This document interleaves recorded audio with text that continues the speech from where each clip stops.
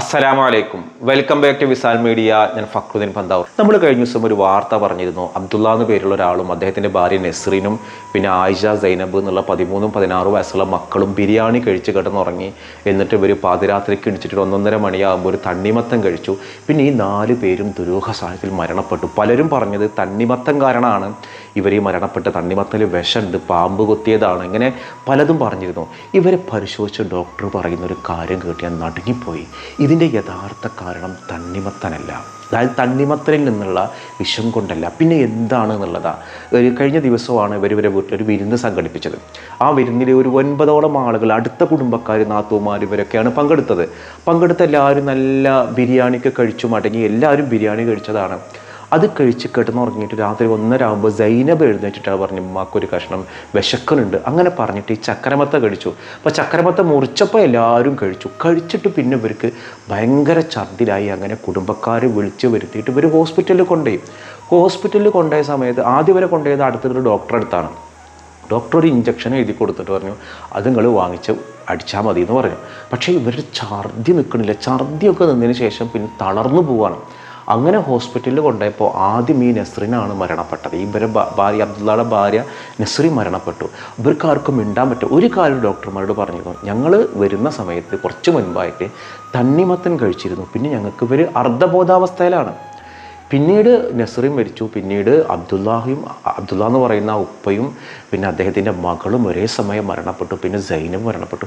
കുടുംബത്തിലെ 4 പേരാണ് മരണപ്പെട്ടത്. അപ്പോൾ ഈ 4 പേര് മരണപ്പെടാൻ കാരണം ഭക്ഷ്യവിഷബാധയാണ്, തണ്ണിമത്തല്ലെന്തോ വിഷമുണ്ടായിരുന്നു, ആ രീതിയിലൊക്കെയാണ് വാർത്തകളൊക്കെ വന്നത്. പക്ഷേ ഇതിൻ്റെ സത്യം പറയുന്ന ഡോക്ടർ പറയണത് ഇത് തണ്ണിമത്തനും കാര്യങ്ങളൊന്നും അല്ല, ഇതിൻ്റെ പിന്നിൽ മറ്റു പല കാരണങ്ങളുണ്ട്.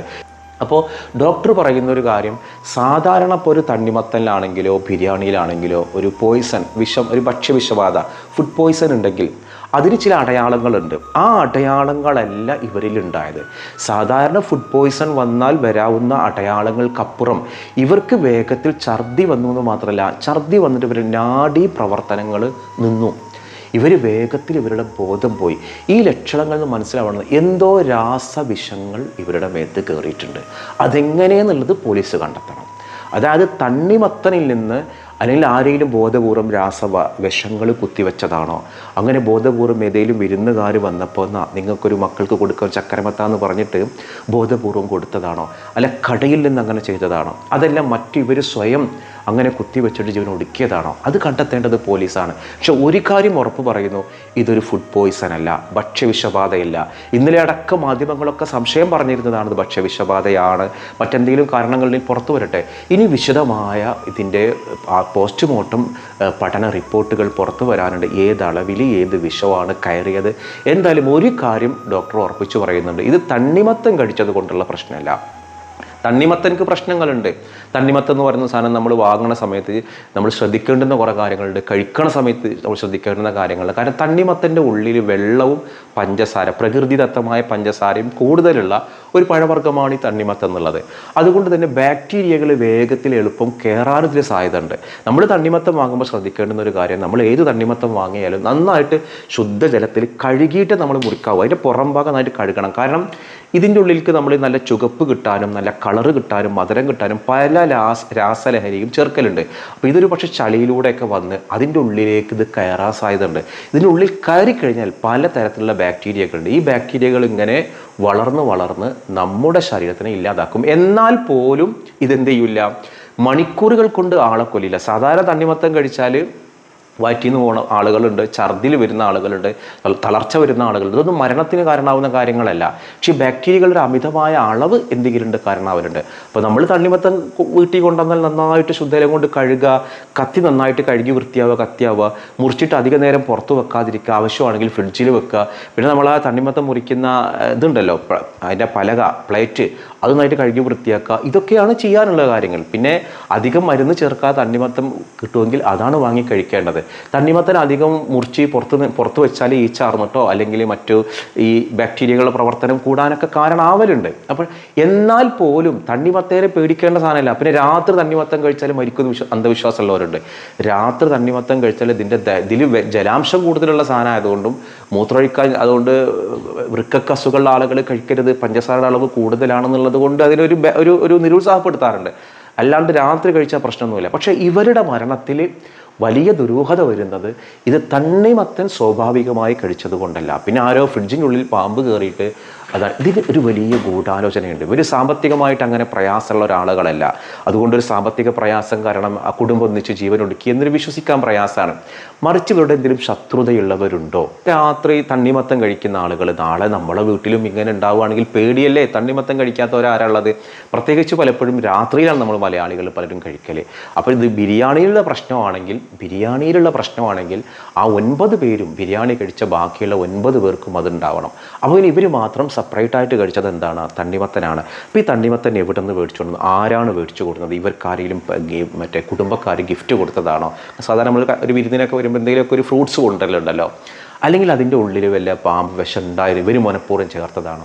എന്തായാലും ഇതൊരു ഫുഡ് പോയ്സൺ അല്ല എന്നുള്ളത് ഇവരെ പരിശോധിച്ച ഡോക്ടർ ഉറപ്പിച്ചു പറയുന്നുണ്ട്.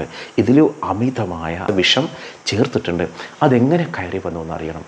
എന്തായാലും ആ മരണപ്പെട്ട ആളുകൾക്ക് നമ്മൾ ദുആ ചെയ്യാം. ഡോക്ടറെ പറഞ്ഞൊരു കാര്യത്തിൽ നിന്ന് ഇതൊരു തണ്ണിമത്തനിൽ നിന്ന് മാത്രം ഉണ്ടായതല്ല. നിങ്ങൾക്ക് എന്താ തോന്നുന്നത്? എനിക്ക് തോന്നുന്നൊരു കാര്യം, ഇത് ബോധപൂർവം ഇവരാരോ ഇല്ലാതാക്കാൻ വേണ്ടി ശ്രമിച്ചു എന്നുള്ളതാണ്. അത് ആരാണെന്ന് നമുക്കറിയില്ല. കാരണം ഒരു തണ്ണിമത്തൻ സ്വാഭാവികമായി കഴിച്ചത് കൊണ്ടോ അല്ലെങ്കിൽ തണ്ണിമത്തനിൽ വരാവുന്ന വിഷാംശങ്ങളുണ്ടല്ലോ, ബാക്ടീരിയ പ്രശ്നങ്ങൾ, അതൊന്നും ഇത്ര പൊടുന്ന ഒരാൾ മരണപ്പെടാൻ സാധ്യതയില്ല. ഒന്നുകിൽ ഇവരാ തണ്ണിമത്തൻ കഴിപ്പിക്കണം എന്ന് ആഗ്രഹിച്ച 5ാമതൊരാൾ അവിടെ ഉണ്ടായിരുന്നു. അത് ഇവരുടെ കുടുംബക്കാരനാവാം, മറ്റെന്തെങ്കിലും ആവാം. പിന്നെ ഇപ്പോൾ മരണപ്പെടാനൊരു വിധി അങ്ങനെയാണെങ്കിൽ തണ്ണിമത്തലിലൂടെയും വരാം എന്നുള്ളത് വേറെ കാര്യം, നമ്മൾ വിശ്വാസപരമായിട്ട് കരുതുന്നത്. എന്തായാലും അതിൻ്റെ യഥാർത്ഥ കാരണങ്ങൾ കണ്ടെത്തട്ടെ, നമുക്ക് പ്രാർത്ഥിക്കാം.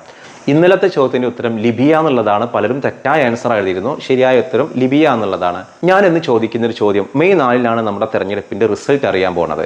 കേരളത്തിൽ ആരായിരിക്കും അടുത്ത മുഖ്യമന്ത്രി എന്നൊന്നും നമുക്കിപ്പോൾ പറയാൻ പറ്റില്ല. പലരും പല പേരുകളൊക്കെ പറയുന്നുണ്ട്. മലപ്പുറം ജില്ലയിൽ നിന്ന് 3 മുഖ്യമന്ത്രിമാരുണ്ടായിട്ടുണ്ട്. മലപ്പുറം ജില്ലയിൽ നിന്ന് 3 മുഖ്യമന്ത്രി. ഒന്ന് EMS നമ്പൂതിരിപ്പാട്, അത് മലപ്പുറം ജില്ലക്കാരനാണ്, പെരിന്തൽമണ്ണ ആ ഭാഗത്തുള്ള ഒരാളാണ് EMS Namboodiripad. പിന്നൊന്നുള്ളത് CH Muhammad Koya. CH Muhammad Koya ജന്മം കൊണ്ട് മലപ്പുറം ജില്ലക്കാരനല്ല. പക്ഷെ മലപ്പുറം മണ്ഡലത്തിൽ മത്സരിച്ച് ജയിച്ചതിന് ശേഷമാണ് വെറും 50 ദിവസം മാത്രം മുഖ്യമന്ത്രിയായിട്ട് CH മുഹമ്മദ് കോയ മാറിയത്. അതിനു മുൻപ് അദ്ദേഹം ഉപമുഖ്യമന്ത്രിയൊക്കെ ആയിട്ടുണ്ട്. അങ്ങനെ മലപ്പുറം ജില്ലയിൽ നിന്ന് 2 മുഖ്യമന്ത്രിമാരുണ്ടായിട്ടുണ്ട്. 3ാമതൊരാളുണ്ടായത് മലപ്പുറം ജില്ലക്കാരനല്ല, പക്ഷേ കോൺഗ്രസിൻ്റെ ഒരു മുഖ്യമന്ത്രി ആയിരുന്ന കരുണാകരൻ രാജിവെച്ചൊഴിഞ്ഞപ്പോൾ പകരം AK ആന്റണി എന്ന അന്നത്തെ ദേശീയ കോൺഗ്രസിൻ്റെ നേതാവായിരുന്ന ഒരാൾ സ്റ്റേറ്റ് കോൺഗ്രസിലേക്ക് തിരിച്ചു വന്നിട്ട് മലപ്പുറം ജില്ലയിലെ തിരൂരങ്ങാടി 1995 അതെനിക്ക് ഓർമ്മയുണ്ട്. ബാക്കി 2 ആളുകളും എൻ്റെ എന്താ പറയുക, എൻ്റെ പ്രായത്തിനൊക്കെ മുൻപുള്ള, അതായത് ഒരുപാട് വർഷങ്ങൾക്ക് മുമ്പുള്ള ആളായതുകൊണ്ട് നമുക്ക് പത്രത്തിൽ വായിച്ച ഓർമ്മകളുള്ള ആളുകളല്ല. 95 ഈ AK ആന്റണി വലിയ ഭൂരിപക്ഷത്തിലേക്ക് അവനെ മുഖ്യമന്ത്രിയാവുകയും ചെയ്തു. അങ്ങനെ മുഖ്യമന്ത്രി പദത്തിലേക്ക് മലപ്പുറം ജില്ല സംഭാവന ചെയ്ത 3 ആളുകളാണ്. ഒരു പക്ഷേ ഇത്തവണ കുഞ്ഞാലിക്കുട്ടി മുഖ്യമന്ത്രി ആയാലോ? കുഞ്ഞാലിക്കുട്ടി മുഖ്യമന്ത്രി ആവോ ഇല്ല എന്നുള്ളതല്ല, കുഞ്ഞാലിക്കുട്ടിയെ മുഖ്യമന്ത്രി ആക്കണം എന്ന് പറയുമ്പോൾ ആരെങ്കിലും പറയുമ്പോഴേക്ക് അതൊക്കെ ഒരു വർഗീയതായിട്ട് കാണുന്ന കുറച്ച് ആളുകളുണ്ട്. കുഞ്ഞാലിക്കുട്ടി മുഖ്യമന്ത്രി ആവുകയാണെങ്കിൽ അതിലൊരു വർഗീയത ഉണ്ട്, അത് ജമാഅത്ത് ഇസ്ലാമി പറഞ്ഞിട്ടാണ്. അങ്ങനെ ഒരു വിശ്വാസം എനിക്കുണ്ടോ? അത് നമ്മുടെ നാട്ടിലെ ആന്റണി മുഖ്യമന്ത്രി ആകുമ്പോൾ അതൊരു ക്രിസ്ത്യൻ മുഖ്യമന്ത്രി ആവുക, പിണറായി വിജയൻ മുഖ്യമന്ത്രി ആകുമ്പോൾ അതൊരു ദലിത് മുഖ്യമന്ത്രി ആവുക, അല്ലെങ്കിൽ അവരാരും മുക്കുമ്പോൾ അല്ലെങ്കിൽ ഉമ്മൻചാണ്ടി ക്രിസ്ത്യാനി മുഖ്യമന്ത്രി ആവുക, പട്ടംതാട്, ഇങ്ങനെ ഓരോരുത്തർ വരും. അത് ഹിന്ദു മുസ്ലിം ക്രിസ്ത്യാനി ഒന്നും പറയാതെ ഈ കുഞ്ഞാലിക്കുട്ടി മുഖ്യമന്ത്രി ആവുക എന്ന് പറയുമ്പോൾ മാത്രം അതൊരു മുസ്ലിം പ്രശ്നമാക്കി മാറ്റാനുള്ള ചില തന്ത്രങ്ങൾ ഇവിടെ ഉണ്ട്. എൻ്റെ ഒരു അഭിപ്രായത്തിൽ കുഞ്ഞാലിക്കുട്ടി മുഖ്യമന്ത്രി ആവുന്നതിനോട് നിങ്ങളുടെ അഭിപ്രായം എന്താണ്? ഞാൻ പറയുന്നു, അഭിനന്ദിക്കുന്നു. കാരണം അദ്ദേഹം ഒരു രാഷ്ട്രീയ ചാണക്യനാണ്. അല്ലാതെ കുഞ്ഞാലിക്കുട്ടി മുഖ്യമന്ത്രി ആവണമെന്ന് ഞാൻ ആവശ്യപ്പെടില്ല കേട്ടോ. അദ്ദേഹം മുഖ്യമന്ത്രി ആവുകയാണെങ്കിൽ ആവട്ടെ. അതൊക്കെ ആരാണോ അധികാരത്തിൽ വരുന്നത് അതിൽ ഏറ്റവും വലിയ ഒറ്റക്കക്ഷി തീരുമാനിക്കേണ്ട കാര്യം, അതൊക്കെ ഒരു മുന്നണിയുള്ളവർ തീരുമാനിക്കട്ടെ. പക്ഷേ എന്തുകൊണ്ടും യോഗ്യനാണ് ആര്?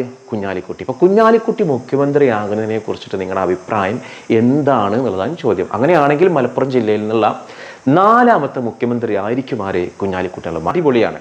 കാരണം മലപ്പുറം ജില്ലക്കാരനായ EMS എന്ന ഒരാൾ മാത്രമാണ് നിലവിൽ മുഖ്യമന്ത്രി ആയിട്ടുള്ളത്. പിന്നുള്ളതൊന്നും മലപ്പുറം ജില്ലക്കാരനല്ല. CH വേറെ ജില്ലയിൽ നിന്ന് വന്ന ഒരാളാണ്. CH വേറെ ജില്ലയിൽ നിന്ന് വന്ന ആളാണ്. ആന്റണി വേറെ വന്ന ആളാണ്. അങ്ങനെ മലപ്പുറത്തിൻ്റെ കുഞ്ഞാപ്പ, മലപ്പുറത്തിൻ്റെ സുൽത്താൻ, കുഞ്ഞാലിക്കുട്ടി മുഖ്യമന്ത്രി ആയതിനെ കുറിച്ച് നിങ്ങളുടെ അഭിപ്രായം എന്താണെന്നാണ് ചോദ്യം. അനുകൂലിക്കുന്നുണ്ടോ അതോ അതിനെ എതിർക്കുകയാണോ? എന്തായാലും നിങ്ങളുടെ ഉത്തരം നാളെ കമൻറ്റ് ചെയ്യുക. മറ്റൊരു ദിവസം മറ്റൊരു വീഡിയോയുമായി വീണ്ടും കാണാം.